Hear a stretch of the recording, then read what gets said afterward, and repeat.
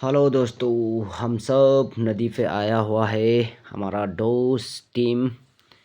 हम लोग आगे करने जा रहे हैं नदी व्लॉग। इसके बाद मछली पकड़ेंगे, देखते रहिए।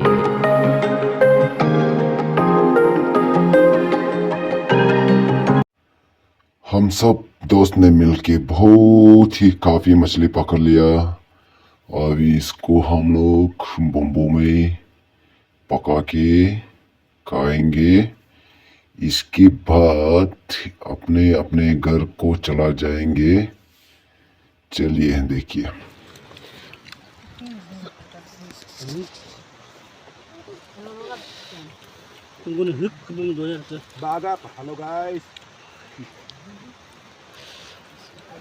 Hello guys. Hello guys, hello guys.